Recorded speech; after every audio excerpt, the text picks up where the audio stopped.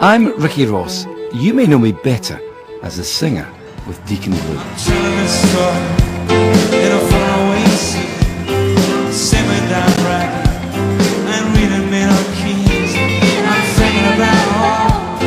I grew up in Dundee and left when I was 24.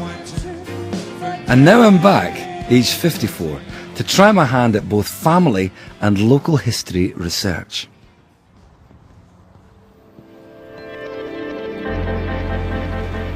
This is my home city of Dundee. It's situated right in the east coast of Scotland. This is the Tay estuary here, and of course the two mighty bridges, the rail bridge and the road bridge over here, which I remember being opened. I remember being built as I grew up here in the city. I was born just down here below this hill at the Dundee Royal Infirmary. And I grew up really in the ferry over there. I went to school there and eventually to the centre of town, to secondary school at Dundee High School. I suppose what we all want to know is, where do we come from and what's our relationship with that place? I'm going to explore that need starting today. But I'm not doing it alone. I've got help. And it's the kind of help that's available throughout Britain. This is my Dundee team. So why don't you join me as I try and find out more about my family and my place.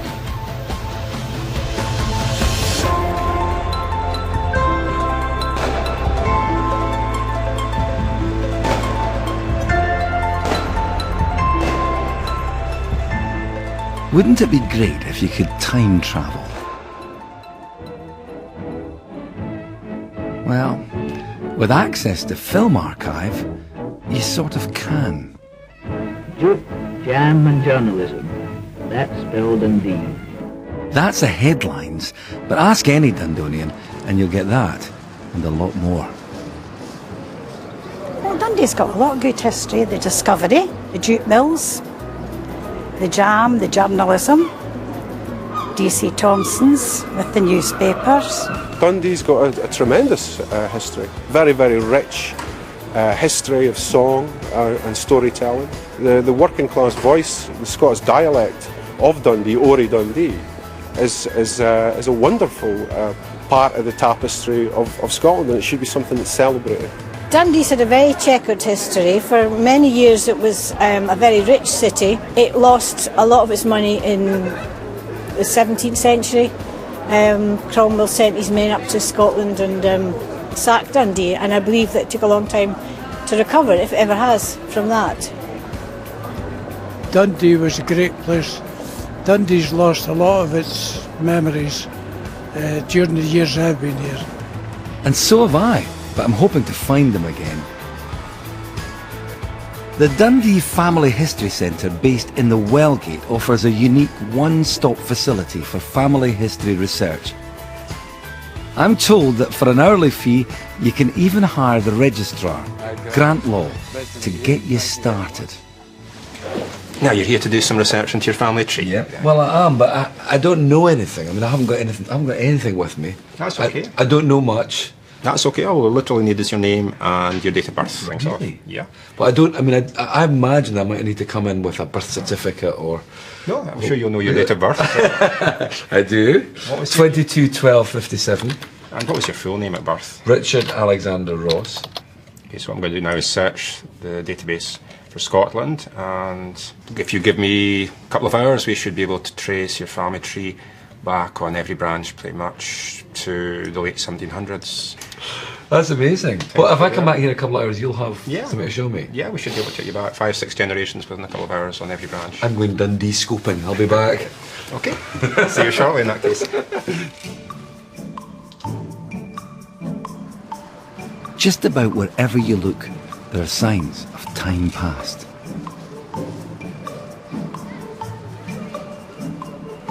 The reason it's called Castle Street is because we erected a castle here in the 12th century. It was fought over between the Scottish and the English for years and years, back and forward, so we got fed up and we decided to knock it all down. In 1832, Dundee were celebrating the Reform Act. There was a hill situated behind me which they blew up. they made it into a street and they called it Reform Street. There's a guy called Samuel Bell who designed the church tower you can see behind me, and that's the reason why the street's called Bell Street. It's true what they say. Every name tells a story. But sometimes you have to go deeper. Just off Shore Terrace is the old Exchange building where I met Professor Charles McKean from the University of Dundee, who took me underground. Wow. Now, Charles, I've just come into this from what I used to call the bus station, where I used to catch the bus home from school. And then across from that, the big building where we are now, which I thought of as the stationer. That's when I used to get my stationery when I was at school. And you brought me into a whole other level. So where are we? Where are we now? Well, we're actually in 1644. And we're in a thing that was built then called Packhouse Square. If you look down here, you can see there's the sea. Mm-hmm. And before iron, they had a stone drain, and there it is. Mm-hmm. So we're at harbour level of 1644. And this was built as a whole complex of warehouses. And why did it all change? Why do we no longer have this as the shore level? Well, we're 14 feet underground because of the tidal wave that hit Dundee in 1755. This was the tidal wave that came from the Lisbon earthquake. The tidal wave? Tidal waves. What are we talking about in terms of impact of the thing? It looks as though it might have come into the Tay about 50 feet high. That's incredible. And what we do know is it took out most of the harbour, just wiped it out. We haven't managed to find too much else. But what we know is what happened next. They were busy trying to repair the pack houses because they were 100 years old. But they stopped. They raised the entire harbour level up by 14 feet. So this became underground instead of being the shore level. Right. And that's why it's still here. But luckily we got some original storm doors, so you can see how they're designed to keep the sea out.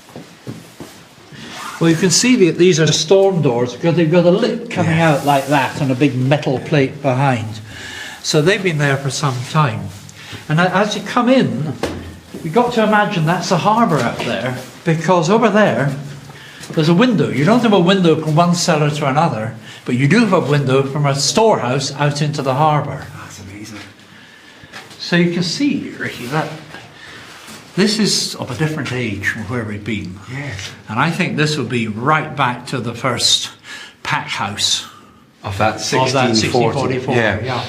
Now, if you want to find part of your story and you want to come in a place like this, how do you get yourself down here? Well, it's owned by a charity at the moment, so the best way of getting down here is either by arrangement with them or by going on one of the walks, because there's a series of walks around medieval Dundee, and as a rule you can get down on that. With you? Sometimes, yes. After a glimpse of medieval Dundee, it's time to get back to the library at the Wellgate Centre. Here I find members of the Lochee History Group hard at work. They're very busy. Currently they're researching the old shops of Lochee. You come down here once? Well, we meet every Tuesday in Lochee Library at 10 o'clock, and it's known as the Lochee History Group. Yeah. And when we can't get enough information in the Lochee Library, we come down to the Central Library. What about your own stories? Have you gone back to find out who your grandparents? Oh yes. How far does it go back? Well, that's. Oh wow, this is amazing. You got pictures and everything. Well, this is a family tree. Yeah. This is my grandfather, and this is the oldest boy, George. And when they went to register him, either A, the registrar was deaf, or B, my grandfather was drunk, and he was meant to be John, and on his birth certificate it's actually George. It's clear from the ladies there's a lot of fun and a great sense of satisfaction to be had in researching your own family tree. They've really whetted my appetite, and now I'm very keen to see how Grant has got on with my tailor-made order. So Grant, have you got any good news for me? Yeah, sure. I've concentrated on the Ross side, although I've taken every branch back 5 generations. But the Ross side we've traced back 7 generations. 7 generations? Yeah, we've taken you back to about 1770. The family were living in Forfar, just outside Dundee at that time. You can see there's a couple of reports here, one taking the family back from yourself, yeah, and the one coming forward from the furthest back Ross we found, who was Peter Ross.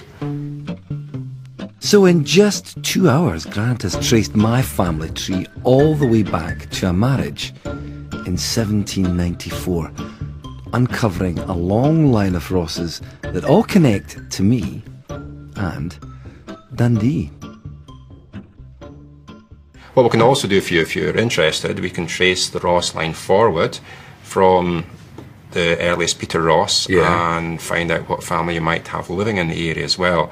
It's a common... I mean, as far as I know, no one that I have, there's no one in Dundee that I know of.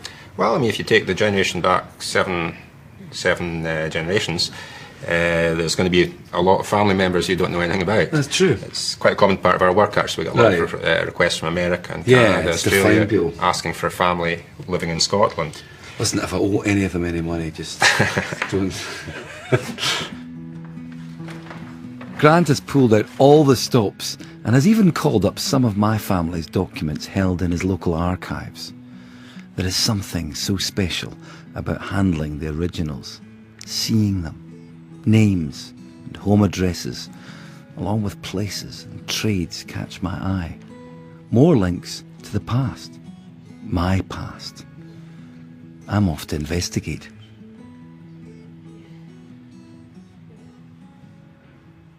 So, what I found is that my family lived for a while at 229 Overgate, Dundee, which is kind of news to me, really, because the Overgate, when I was a kid, was getting knocked down and a brand new shopping centre was built there. And I don't really remember the Overgate. But it seems, when I ask the folk here to locate this place, there's some brilliant buildings. So it seems that the family house, that 229 Overgate, was here on this block here, but that house was probably not the one that they lived in. It maybe looked more like this one here. It's a really good looking street, and it was all pulled down around about the time that I was a young boy. And you know, it's a very, very attractive looking street, row of houses, cobbled road, and it kind of surprises me really that it's no longer there. So I really probably want to find out the history of what's going on here, and there's one man that can help me with that, and it's Ian, a city archivist. So I'm going to catch him. There are council archives throughout the length and breadth of Scotland, all looked after by people like Ian Flett. These archive staff are ready and waiting to share their knowledge with you. Ian, I presume? Yes. Good to see you, Ricky. Lovely to meet you. Now listen, I'm a bit confused because I thought I was going to meet you on the Overgate. Yep. And my understanding of the Overgate is it stops somewhere over there. And I'm on the top of Tay Street, so what's going on? You're on Overgate. Overgate is the over road. Remember, it's spelt G-A-I-T in Scotland, so right. It means you're gating. Yes. And you're travelling from the 15th century old steeple in a straight line to the West Port. And that's the Westport Bar, which was where you'd have gone out towards the country. So you are on the Overgate, but the 1960s inner road means that this has all been destroyed. Yes. So, and the Overgate now is kind of refers to somewhere over there, but in actual fact it came all this way. And my family lived at 229 Overgate, which must be somewhere around here. It's right in the middle of this dual carriageway. We have a photograph of what it would have looked like. There's a fairly rundown hotel called the Strathmore Arms Hotel. That's quite a posh tenement built in the 1870s or 1880s. It's a double land, so you'd have been behind that. Behind that in some way. In the backlands of the Overgate, you have, by the 1870s, millworking families there and artisans, people who tease out the jutes, who are working at the hard end. So, but really, I mean, it's very dense housing, and dense population. One of the other interesting bits of information that I've discovered is that my great-great-grandfather, or whoever it was, ran an eating house. What's an eating house? It's an eating house where you didn't drink, because drink, as today in Scotland, is associated with alcohol. So the Strathmore Arms Hotel, you'd have bought alcohol as a travelling salesman or whatever, but in the eating house it would have been no alcohol. This is very important, the temperance movement in Victorian Dundee. Well, that's certainly something that I can remember in my family still, going back. So that was obviously something that started in the last century, moved into the 20th century. The temperance movement, then, the fact that we're next door to this place, is that significant, or...? It is, because you can imagine people with clapperboards outside saying, you know, come in here for no alcohol. Avoid this. And there are big temperance hotels in Dundee. There's Lamb's Hotel where... Yeah. That's interesting, because Lamb's Hotel's come up twice in the records of where my family, I think my grandparents and great-grandparents on both sides of the family were married in Lamb's Hotel. So what's Lamb's Hotel about? Lamb's Hotel is at the top of Reform Street. It is a high-class establishment where you know you're going to get clean linen, you're not going to be seduced by alcohol or anything else. It's a statement. You didn't drink in those days. The Overgate was a great place. On a Sunday night you went to the Pally, no drink involved. I met the best ever folk I've met was in the Overgate. It had a marvellous feeling to it. It had a wonderful character, the Overgate. Had some wonderful old shops in it. I remember going for sarsaparilla in the Overgate. You run down the Nethergate and walked up the Overgate, and you met as many friends, you know, and you stood and spoke to them, and it was called the Monkey Parade. You just went around in a circle all the time, the Monkey Parade, you know. It was a shame, because the old Overgate had a lot of history. But the council in their wisdom decided they wanted to modernise it, so it was all taken down, and it was sad. It wasn't just the Overgate. I think the heart was ripped out of Dundee in the 60s and 70s by people who didn't have the good of the town at heart, to my opinion. It was all about money. It was sad for Dundee, because there was lots of good things in the Overgate, and people had stayed there all their lives.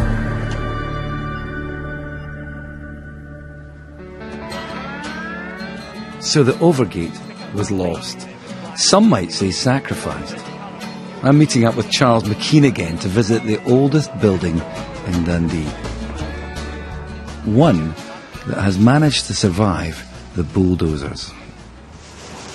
So now you're in effectively a medieval landscape, a sort of Baltic landscape. Look at it, 6 stories tall.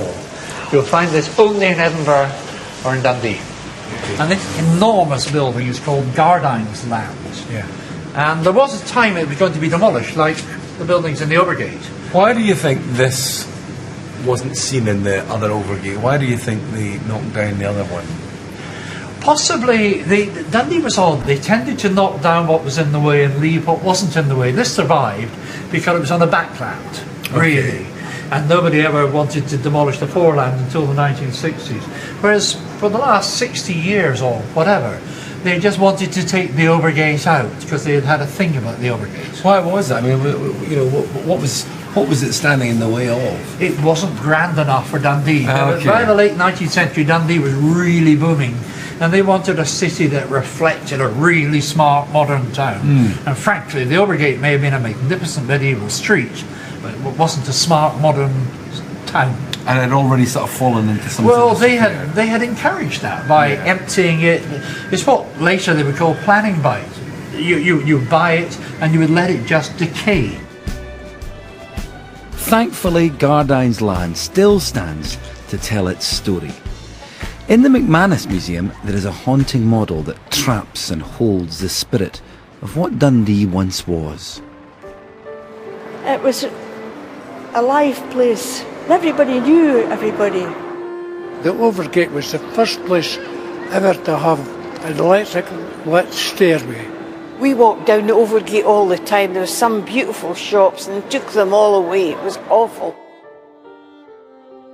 It was a march of progress in the quest for modernity that changed the face of Dundee. It was the city fathers who allowed the buildings to slide into disrepair, allowing the slums to thrive and infect the health and well-being of their people. So when the town planners arrived to save them, the soon-to-be homeless followed. I want to find out just how bad things got for the poor of Dundee. So I'm on my way to the university to meet the head of archives, Patricia Watley, to get some answers. OK, Patricia, where are we now? Well, this is the main store of the University Archives. Here you can see it's different from a library. What's in all these boxes?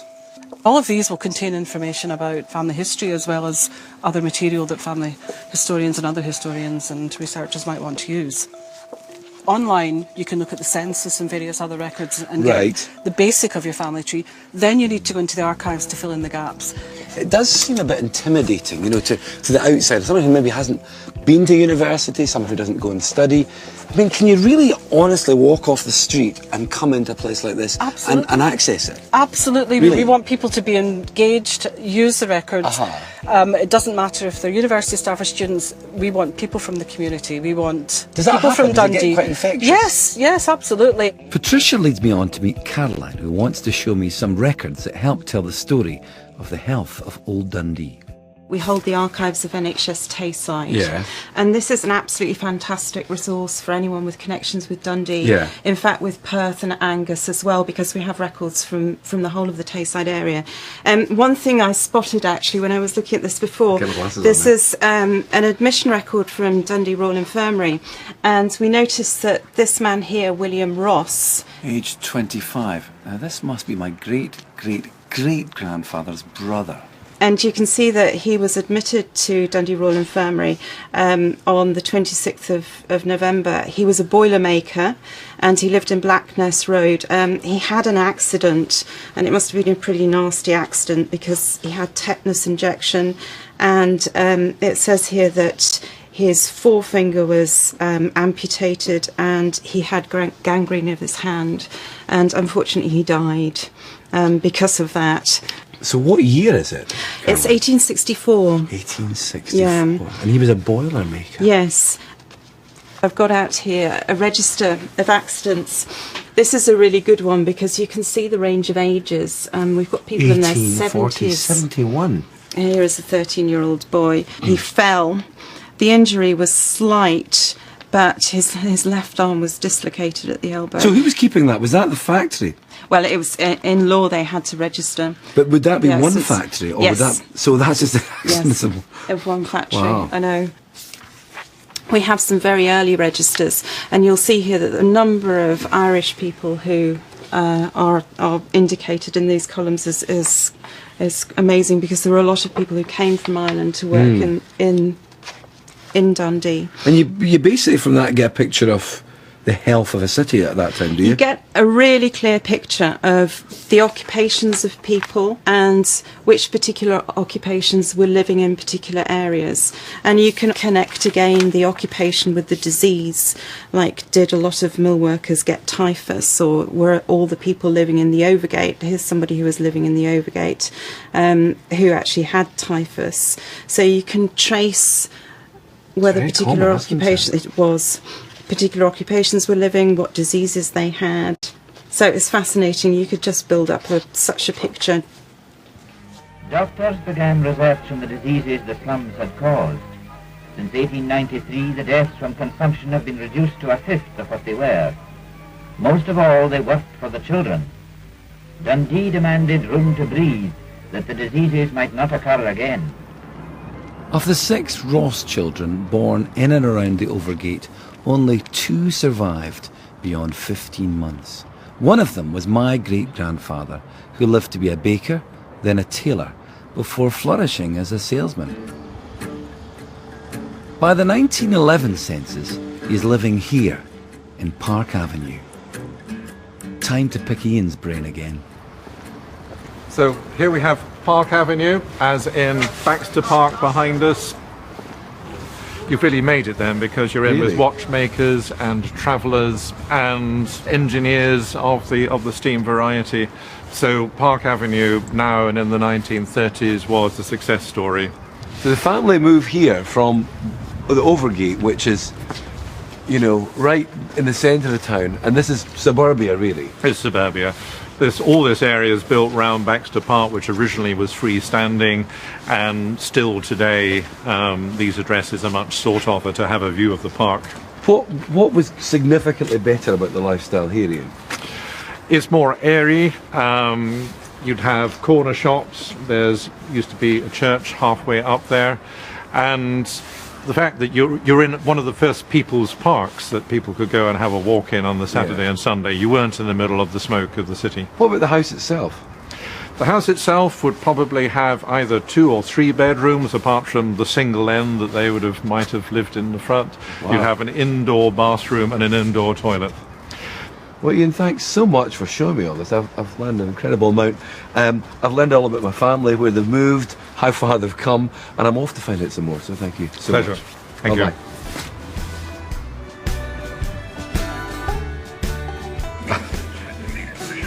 Amazing. Thank you very much.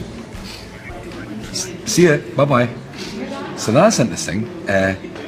Grant from the Family History Centre tells me I've got family members in Dundee. I'm going to meet them tomorrow at Balgie Cemetery at 11.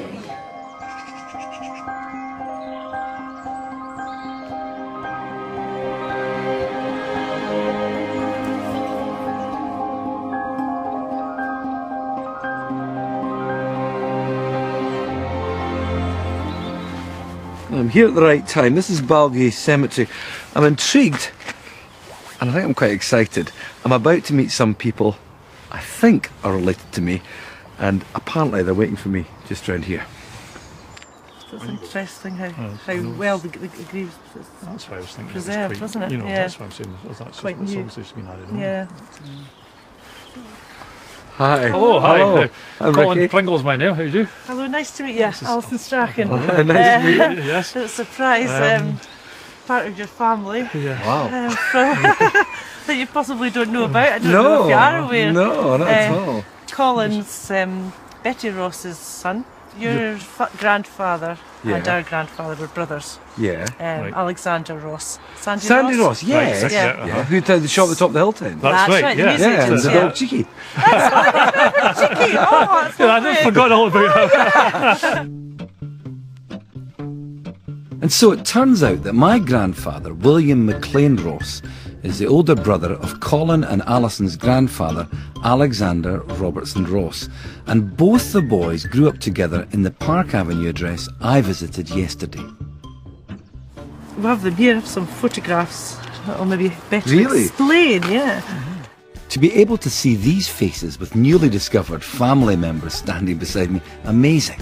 And the family likeness is quite uncanny. So I think he's got a look of my little boy. Right. And Well, how old that's is your son now? Well, he's 11 now. He's 11, yeah. But that's him being Winston Churchill. You know what I mean? Yeah. Gosh. Very, very similar. Isn't that strange?